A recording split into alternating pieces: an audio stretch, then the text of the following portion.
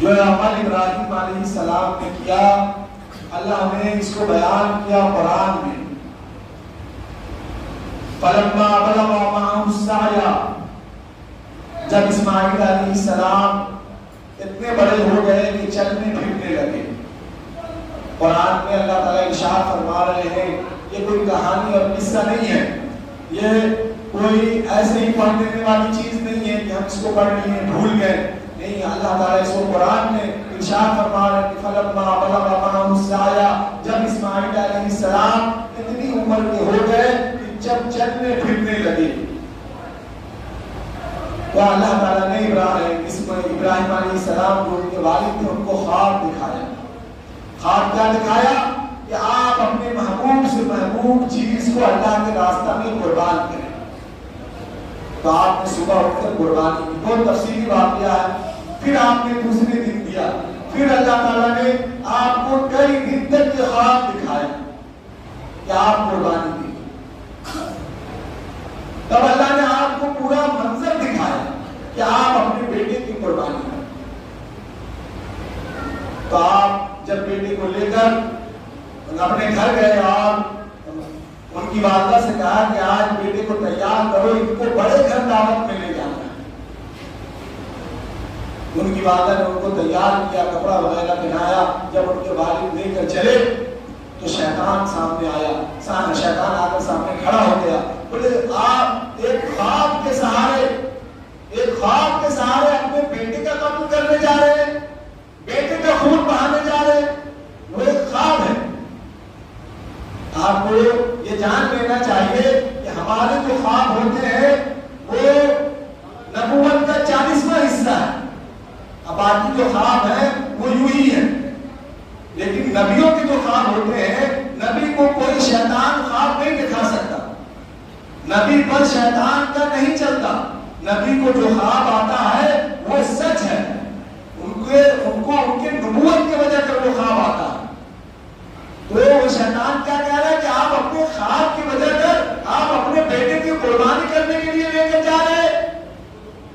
ابراہیم علیہ السلام سمجھ گئے کہ یہ شیطان ہے.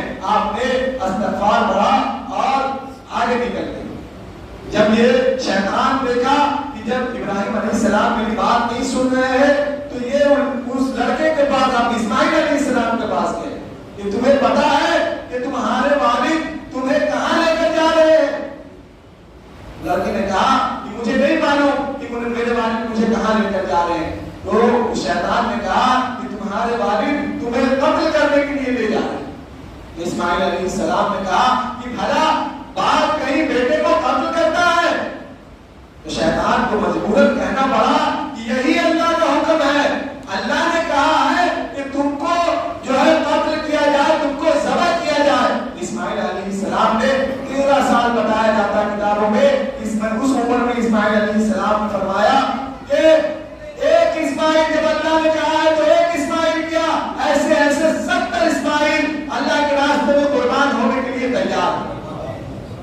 پھر وہاں سے شیطان بھاگا. اب یہاں بھی میرا داغ نہیں چلا. شیطان ان کی والدہ کے پاس گیا. بولے آپ جانتی ہیں آپ کے بیٹے کو ابراہیم علیہ السلام کہاں لے کر گئے؟ بولے ان کی والدہ نے کہا وہ تو ان کو دعوت میں لے کر گئے بڑے گھر. بولے نہیں، وہ دعوت میں لے کر نہیں گئے ہیں، وہ ان کو ذبح کرنے کے لیے لے کر گئے ہیں.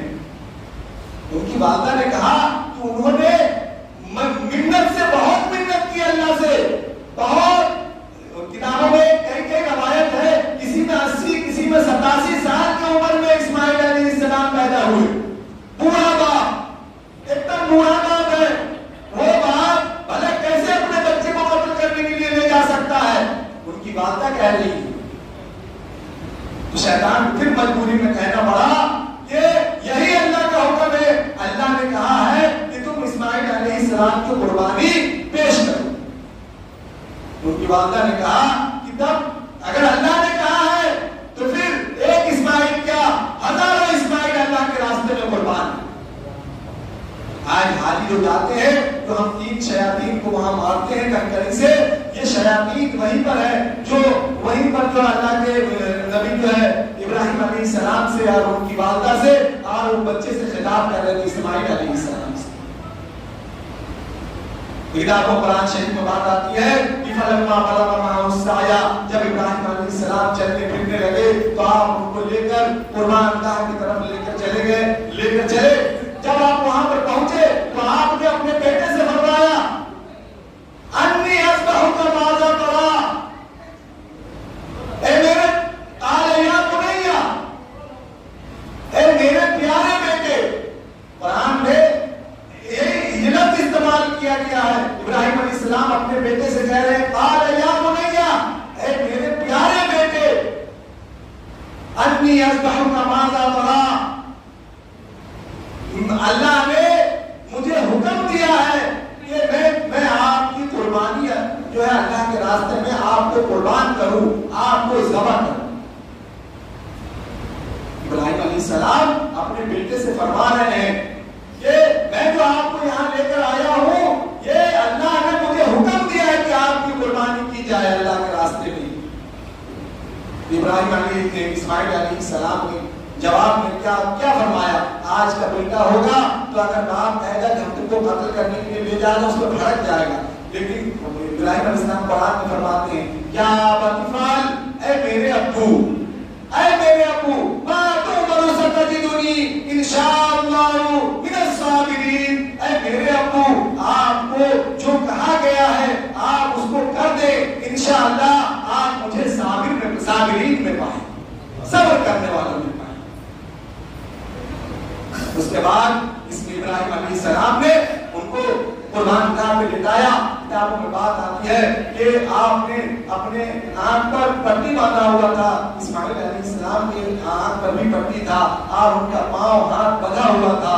تو اسماعیل علیہ السلام جب ذبح کرنے کا وقت آیا تو اسماعیل علیہ السلام نے کہا ابو میرا جو ہے میرے پاؤں کو میرے ہاتھ کو کھول دیجیے. ابراہیم علیہ السلام نے کہا کہ ابھی تو آپ کہہ رہے تھے کہ آپ کو جو کرنا ہے اللہ نے جو کہا ہے وہ کر دیجیے، آپ ابھی کہہ رہے ہیں کہ ہاتھ پاؤں کھول دیجیے.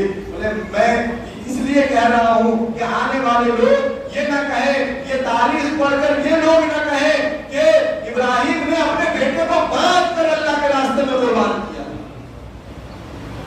لوگ تاریخ پڑھ کر یہ نہ کہیں کہ ابراہیم علیہ السلام نے زبردستی باندھ کر اللہ کے راستے میں اسماعیل علیہ السلام کو قربان کیا. اس لیے آپ میرے ہاتھ پاؤں کو کھول دیں، انشاءاللہ آپ مجھے صبر کرنے والے میں پائیں گے. اس کے بعد آپ نے جو ہے چھری چلائی. کتابوں میں بات آتی ہے کہ آپ نے ایک مرتبہ چھری چلائی، چھری چلی نہیں، پھر آپ نے شان دیا اس کو ڈھانپ دیا. ڈھانپ دینے کے بعد پھر آپ نے جو ہے زور دے کر جو ہے اس کو چلایا. اس کے بعد وہ گردن جو ہے کٹ گئی. جب آپ نے آنکھ کھولا تو دیکھا کہ اس کے سامنے ابراہیم علیہ السلام کے سامنے جو ہے دمبا لیٹا ہوا ہے اور اسماعیل علیہ السلام جبریل امین کے ساتھ بغل میں کھڑے. یہ جو تاریخ تھا یہ دنیا کا ایک بہت بڑا تاریخ ہے جو ابراہیم علیہ السلام نے پیش کیا اللہ کے لیے. تو میرے بزرگوں دوستو، آج ہم اسی عمل کو کرنے کے لیے جا رہے ہیں. اس لیے ہم آج کتابوں میں بات آتی ہے کہ آج کے دن نماز ہو، چاہے صدقہ ہو، خیرات ہو، سب پر ثواب ہے. لیکن آج کے دن خون بہانے سے زیادہ، یعنی جانور کو ذبح کرنے سے زیادہ کسی چیز پر ثواب نہیں. اس لیے آپ حضرات اس کو جو ہے اسلامی دائرے میں رہ کر اور بغیر کسی شور و گل کے اور ادب و احترام کے ساتھ اس کو انجام دیں. اور آپ کے محلے پاڑے میں جو ڈسٹ بن وغیرہ لگایا گیا ہے کچرا پھینکنے کے لیے، آپ جہاں جہاں کچرا نہ ڈالیں ڈسٹ بن میں ڈالیں. جگہ جگہ ڈسٹ بن جو حکومت جو ہے آپ کو لگا کر دیتی ہے. آپ ادھر ادھر جو ہے اپنے جو بھی جانور کی جو بھی گندگی ہوتی ہے اس کو ادھر ادھر نہ پھینکیں. آپ کسی کو موقع نہ دیں. آپ اپنے پاس صفائی بنائے رکھیں. یہ تھوڑی سی بات تھی جو میں نے آپ کے سامنے عرض کی.